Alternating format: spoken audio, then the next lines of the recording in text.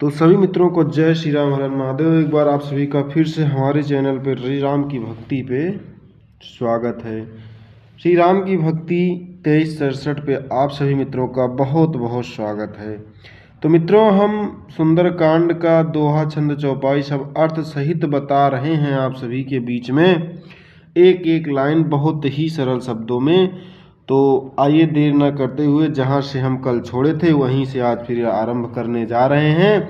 तो एक बार प्रेम से बोलिए श्री रामचंद्र की जय, पवन पुत्र हनुमान की जय। तो देखिए, किसी भी दोहा चौपाई को स्टार्ट करने से पहले हम एक जो है संपुट के रूप में कुछ कह लेते हैं। जैसे मैं डेली कहता हूँ, मंगल भवन या मंगल हारी, त्रिबहु दशरथ अजिर बिहारी। रामायण कहीं भी बैठती है तो एक संपुट रखा जाता है, कुछ भी रख सकते हैं। प्रभु की कृपा भयउ सब काजू, जन्म हमारे सुफल भायाजू। आइए अब आगे देखते हैं। सुन माता शाखा मृग नहीं बल बुद्धि विशाल, प्रभु प्रताप ते गरुणहि खाई परम लघु ब्याल।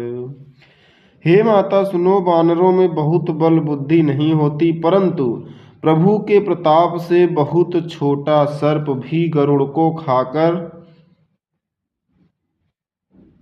प्रभु के प्रताप से छोटा सर्प भी गरुड़ को खा सकता है।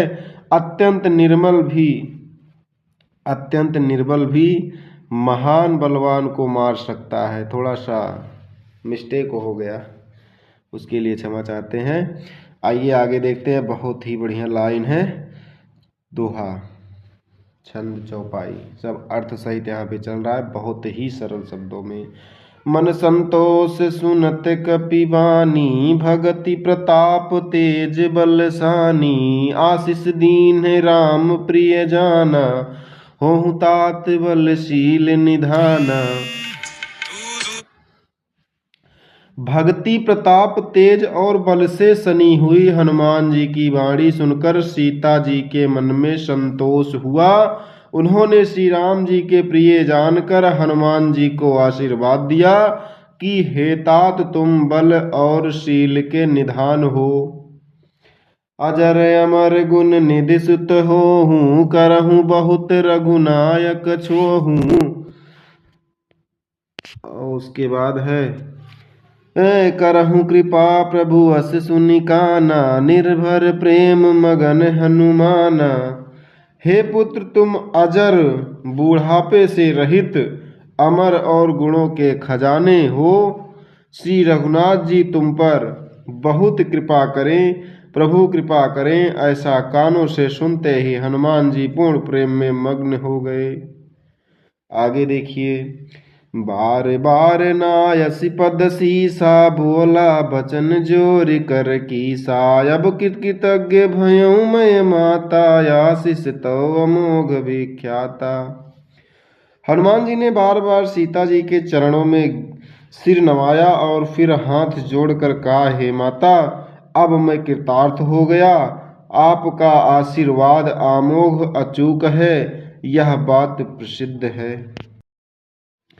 तो मित्रों आगे दे। सुनहु माति मोहि अतिशय भूखा, लागी दिए कि सुंदर फल रूखा। सुन सुत करहि विपिन रखवारी, परम सुभट रजनीचर भारी। हे माता सुनो, सुंदर फल वाले वृक्षों को देखकर मुझे बड़ी ही भूख लग आई है।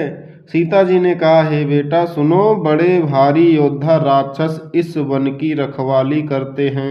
तब हनुमान जी क्या बोलते हैं, आगे सुनिए। हनुमान जी कहते हैं, तिन्ह कर भय माता मोय नाही, जब तुम सुख मानहु मन माही।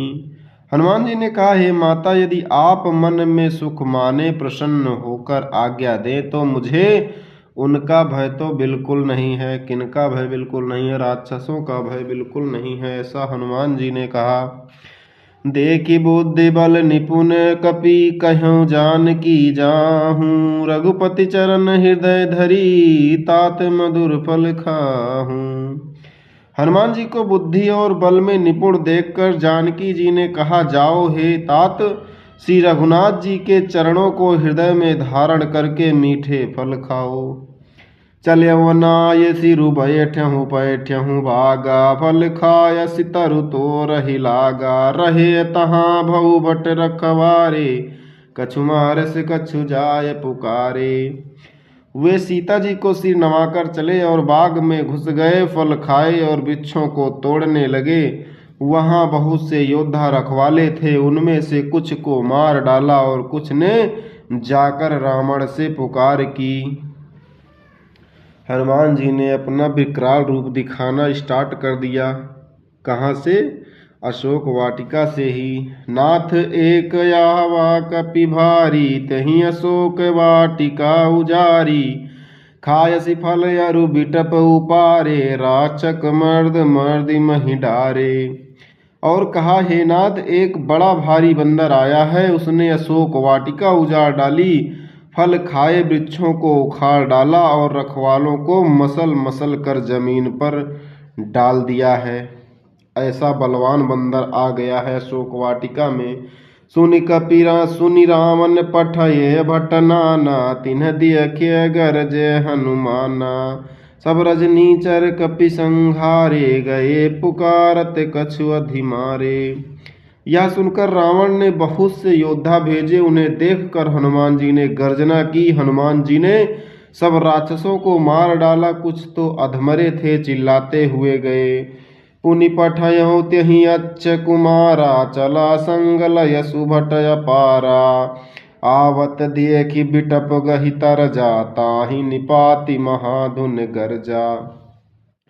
फिर रावण ने अक्षय कुमार को भेजा, वह असंख्य श्रेष्ठ योद्धाओं को साथ लेकर चला। उसे आते देखकर हनुमान जी ने एक वृक्ष हाथ में लेकर ललकारा और उसे मारकर महाध्वनि बड़े जोर से गर्जना की। अरे कछु मारस कछु मर्दस, कछु मिलायस धरि धूर। कछु पुनि जाय पुकार्य, प्रभु मरकट बल भूरी। उन्होंने सेना में कुछ को मार डाला और कुछ को मसल डाला और कुछ को पकड़ पकड़ कर धूल में मिला दिया। कुछ ने फिर जाकर पुकार की कि हे प्रभु, बंदर बहुत ही बलवान है, अब हमसे नहीं संभाला जाता। ऐसा उनके रक्षक जाके बोले। फिर आगे देखिए रावण किसको भेजते हैं। सुन सुत बद लंकेश रिसाना, पठयसि मेघनाथ बलवाना। मारस जनि सुत बांध सुताही, देख्यों कपिन कहाँ कर आही। पुत्र का वध सुनकर रावण क्रोधित हो उठा और उसने अपने जेठ पुत्र बलवान मेघनाथ को भेजा। उससे कहा कि हे पुत्र, मारना नहीं, उसे बांध लाना। उस बंदर को देखा जाए कि कहाँ का है। रावण तो ऐसे आज्ञा दे रहा था जैसे मान लग रहा था कि क्या कहते हैं, मेघनाथ हनुमान जी को मार ही डालेंगे। अरे हनुमान जी अपनी इच्छा से उसके साथ बंध के आए थे, नहीं तो उनको कोई बांध नहीं सकता था। चला इंद्रजित अतुलित जोधा, बिन बंधु निधन सुनि उपजा क्रोधा। कपि देखा दारुण भट्ट आवा, कटकाई गरजाय रुधावा। इंद्र को जीतने वाला अतुलनीय योद्धा मेघनाथ चला। भाई का मारा जाना सुन उसे क्रोध हो गया। हनुमान जी ने देखा कि अब की भयानक योद्धा आया है, तब वे कटकटा कर गरजे और दौड़े। अति विशाल तरु एक उपारा, बिरद कीन लंकेश कुमारा। रहे महाभट्टता के संगा, गही गही कपि मर्दहि निज अंगा। हमने भी थोड़ी अपनी आवाज़ बदल दी है, मैं 3-4 तरीके से कह सकता हूँ, ऐसा नहीं है, लेकिन एकदम सरल शब्दों में। कोई भी गलती नहीं करनी है, जिस तरीके से भी कहिए, लेकिन कोई भी गलती मत करिए, क्योंकि आप एक गलती करेंगे तो अगली लाइन में दूसरी गलती ज़रूर करेंगे। अगर आप शुरू से ही गलतियों को सुधारना चाहते हैं तो अभी से ही गलती करना छोड़ दीजिए। हालांकि रामायण इतनी अवधि में है, कोई सही से पढ़ नहीं सकता है, लेकिन अपने हिसाब से गलती नहीं होनी चाहिए, ठीक है। अति विशाल तरु एक उपारा, बिरध कीन लंकेश कुमारा। रहे महाभट्टता के असंगा, गही गही कपि मर दहि निज अंगा। जितनी आसानी से कहेंगे उतना ही बढ़िया बनेगा, और आसानी से मतलब एकदम धीरे से कहने से जो हमें शब्द पढ़ने में नहीं आते वो भी पढ़ लिया जाता है बड़े अच्छे तरीके से। फिर आइए देखिए, उन्होंने एक बहुत बड़ा वृक्ष उखाड़ लिया और उसके प्रहार से लंकेश्वर रावण के पुत्र मेघनाद को बिना रथ का कर दिया। रथ को तोड़कर उसे नीचे पटक दिया। उसके साथ जो बड़े बड़े योद्धा थे उनको पकड़ पकड़ कर हनुमान जी अपने शरीर से मसलने लगे। तिन्हि निपाति ताहि सन बाजा, भीरे जुगल मानहु गजराजा। मुठिका मारि चढ़ा तरु जाई, ताहि एक क्षण मूर्छाई। उन सबको मार कर फिर मेघनाद से लड़ने लगे। लड़ते हुए वे ऐसे मालूम होते थे मानो दो गजराज श्रेष्ठ हाथी भिड़ गए हों। हनुमान जी उसे एक घूंसा मारकर वृक्ष पर चढ़ जा चढ़े।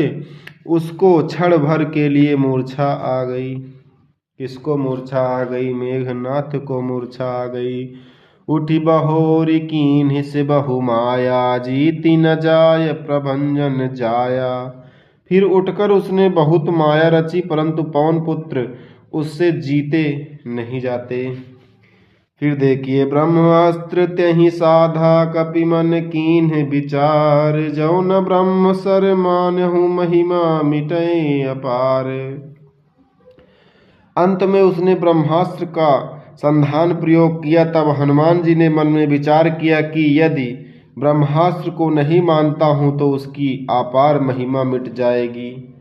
हनुमान जी अगर चाहते तो ब्रह्मास्त्र को ना मानते, क्योंकि वो ब्रह्मा जी द्वारा बनाए ही गए थे। ब्रह्मास्त्र का उन पे कोई असर ही नहीं होता। इसीलिए उन्होंने कहा कि ब्रह्मास्त्र का निरादर ना करके उनका आदर कर लिया जाए और उसके बंधन में बंध जाया जाए। तो इसीलिए वो उस बंधन में बंध गए थे। तो मित्रों, अब यहीं पे करते हैं समाप्त। आगे दोहा नंबर 19 पे ख़त्म किए हैं, 20 से चालू करेंगे। तो यहीं पे करते हैं समाप्त। सभी मित्रों को जय श्री राम, हर हर महादेव। आप सभी लोग चैनल पे बने रहिए और वीडियो को ज़्यादा से ज़्यादा शेयर करिए, लाइक कमेंट करना बिल्कुल ना भूलें। कमेंट में जय श्री राम जरूर लिखें। यदि कोई गलती हुई हो तो उसका भी निष्कर्ष मैं निकालूंगा।